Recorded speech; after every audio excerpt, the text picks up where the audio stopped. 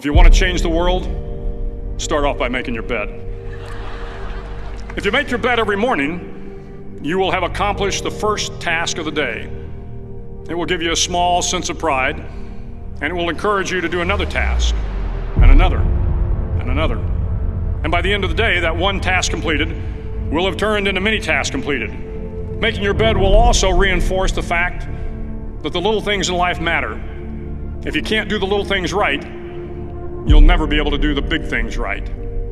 And if by chance you have a miserable day, you will come home to a bed that is made, that you made. And a made bed gives you encouragement that tomorrow will be better. To pass SEAL training, there are a series of long swims that must be completed. One is the night swim. Before the swim, the instructors joyfully brief the students on all the species of sharks that inhabit the waters off San Clemente. They assure you, however, that no student has ever been eaten by a shark, at least not that they can remember. But you are also taught that if a shark begins to circle your position, stand your ground. Do not swim away. Do not act afraid. And if the shark, hungry for a midnight snack, darts towards you, then summons up all your strength and punch him in the snout, and he will turn and swim away. There are a lot of sharks in the world. If you hope to complete the swim, you will have to deal with them. So if you want to change the world, don't back down from the sharks. Over a few weeks of difficult training, my SEAL class, which started with 150 men, was down to just 42. There were now 6 boat crews of 7 men each. I was in the boat with the tall guys, but the best boat crew we had was made up of the little guys, the Munchkin crew, we called them. No one was over 5'5". The Munchkin boat crew had 1 American Indian, 1 African American, 1 Polish American, 1 Greek American, 1 Italian American, and 2 tough kids from the Midwest. They out-paddled, outran, and outswam all the other boat crews.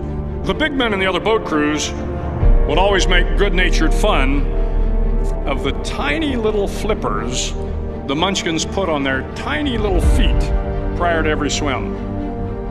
But somehow these little guys from every corner of the nation and the world always had the last laugh, swimming faster than everyone and reaching the shore long before the rest of us. SEAL training was a great equalizer. Nothing mattered but your will to succeed, not your color, not your ethnic background, not your education, not your social status. If you want to change the world, measure a person by the size of their heart, not by the size of their flippers. The 9th week of training is referred to as Hell Week.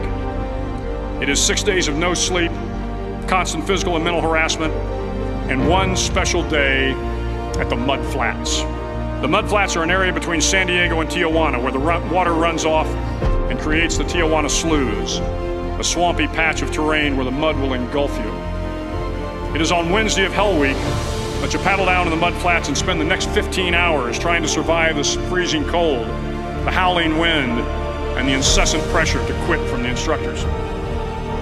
As the sun began to set that Wednesday evening, my training class, having committed some egregious infraction of the rules, was ordered into the mud.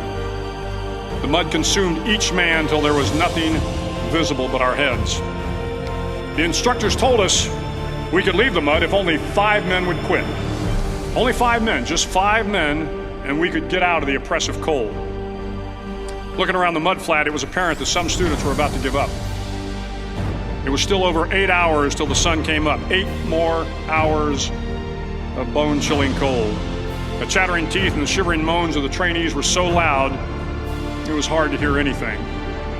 And then one voice began to echo through the night. One voice raised in song. The song was terribly out of tune, but sung with great enthusiasm. One voice became 2, and 2 became 3, and before long, everyone in the class was singing. The instructors threatened us with more time in the mud if we kept up the singing, but the singing persisted, and somehow the mud seemed a little warmer, and the wind a little tamer, and the dawn not so far away. If I have learned anything in my time traveling the world, it is the power of hope.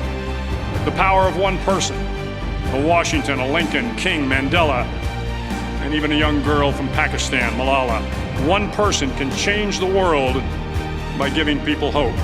So if you want to change the world, start each day with a task completed. Find someone to help you through life. Respect everyone. Know that life is not fair and that you will fail often. But if you take some risks, step up when the times are the toughest, face down the bullies, lift up the downtrodden, and never ever give up. If you do these things, the next generation and the generations that follow will live in a world far better than the one we have today. And what started here will indeed have changed the world for the better.